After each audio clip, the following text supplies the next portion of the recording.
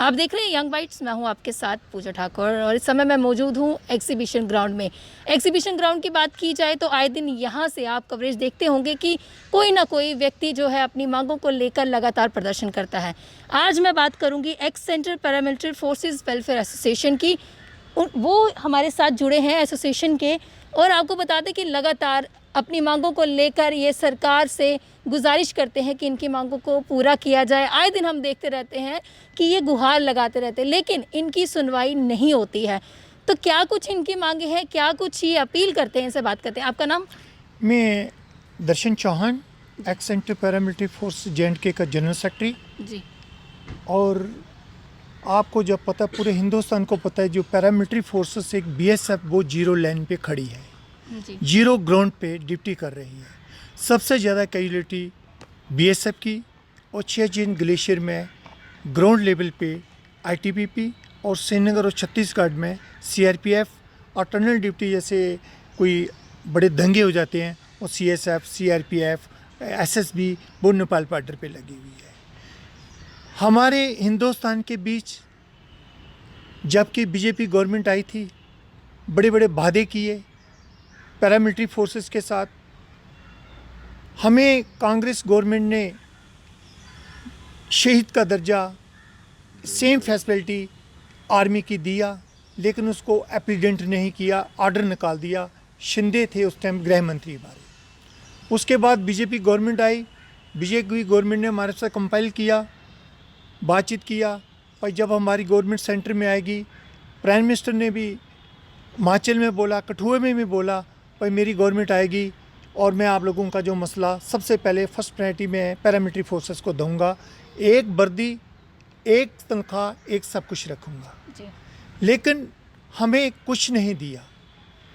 आज ground level पे, zero level पे मेरे जवान कितने शहीद हो रहे हैं, कितने अफसर शहीद हुए हैं J&K के बीच, लेकिन केंद्र सरकार से कोई मदद नहीं। एक हमें, जबकि ये आर्मेड फोर्स से खड़ी की गई थी, डिफेंस फोर्सेस के आर्मेड एक्ट लगा के पैरामिलिट्री फोर्सेस खड़ी की गई। पैरामिलिट्री फोर्सेस को CSD कंटीन पूरे हिंदुस्तान में लागू थी। जिस दिन ये गवर्नमेंट बीजेपी आई, राजनाथ सिंह ने हमारी सबसे पहले CSD कंटीन बंद किया। आज हमारे ना तो बच्चों हमारे को भविष्य है, कोई नहीं भविष्य। कैंटीन बंद करने का क्या कारण रहा होगा? कंटीन इन्होंने बंद किया। जो हमारे IPS अफसर हैं वो एक ब्यूरोक्रेट होते हैं, वो ओनली फॉर आते हैं 2 साल के लिए, पैरामिलिट्री फोर्सेस के DG बनते हैं। वो चाहते हैं जो जैसे पुलिस, स्टेट पुलिस है, उसको बेनिफिट दिलाने के लिए एक इन्होंने मास्टर कंटीन बनाई हुई है। उसमें 2 साल के लिए एक चेयरमैन रहता है, DG। उनको बेनिफिट्स देते हैं फैक्ट्री, बड़े बड़े इंडस्ट्री वाले, भाई आप हमारा इतना सामान उठाओ, हम जे आपको देंगे। हमने वो, हमारे को CSD बंद कर दिया। आज देखो आर्मी के बीच कितना फ़र्क है, हिंदुस्तान के बीच टैक्स जो बिल्कुल नहीं है।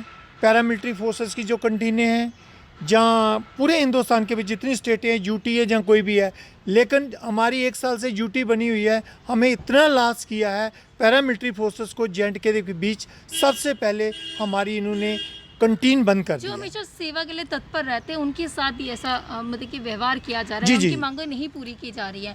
क्या अपील क्या करेंगे आप? आपकी ऐसी क्या क्या मांगे थी, जिस तरह से आपने कुछ बताई भी अपनी, और क्या क्या चीज़ें आप चाहते हैं? देखो, ना तो हमें बन पेंशन है, ना हमें मेडिकल फैसिलिटी है, ना हमारे बच्चों का भविष्य है। जितने हमारे शहीद हुए हैं लड़के, वो शहीद का उनको दर्जा नहीं, वो एक आम नागरिक जैसे डेथ होती है किसी की, सेम चीज़ वो है।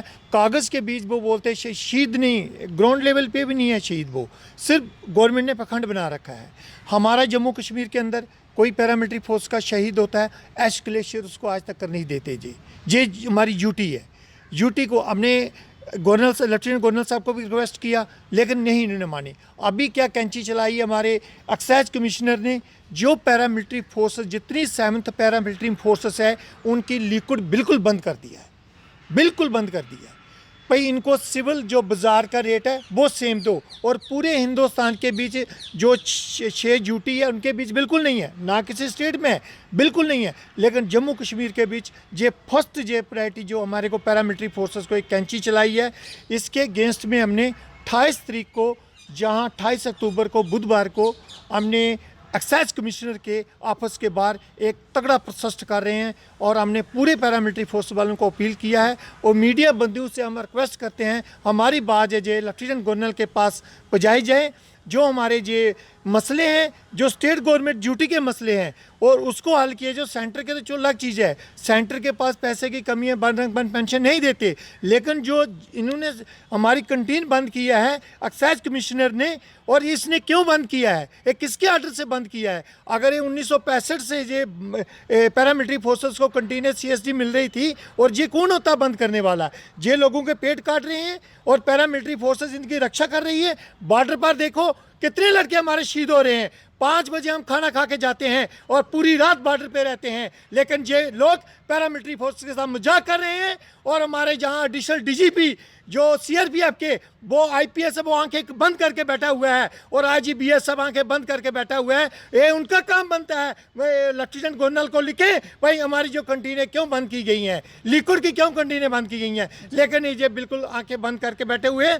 मैं मीडिया बंधु से रिक्वेस्ट करता हूँ हमारी बात ये लेफ्टिनेंट गवर्नर के पास पहुँची जाए और 28 तारीख को जो 28 अक्टूबर आने वाले दिन बुधवार को हम इलेक्शन एक्साइज कमिश्नर के खिलाफ तगड़ा प्रोटेस्ट करेंगे। जय हिंद, जय भारत। जी, तो इनका साफ तौर से कहना है कि एक्स पैरामिलिट्री फोर्सेस के साथ जो है नाइंसाफ़ी की जा रही है, लगातार ये गुहार लगा रहे हैं। अब इन्होंने लेफ्टिनेंट गवर्नर मनोज सिन्हा से अपील की है कि इनकी मांगों को जल्द से जल्द पूरा किया जाए। 1 रैंक 1 पेंशन की इसकी मांगी है, मेडिकल फैसिलिटीज़ की, और साथ ही साथ इनका ये कहना है जिस तरह से कैंटीन बंद कर दी गई है वो काफ़ी ज़्यादा गलत जो इनके साथ हुआ। क्या अपील करना चाहेंगे आप? मैं एसोसिएशन का एडवाइज़र हूँ।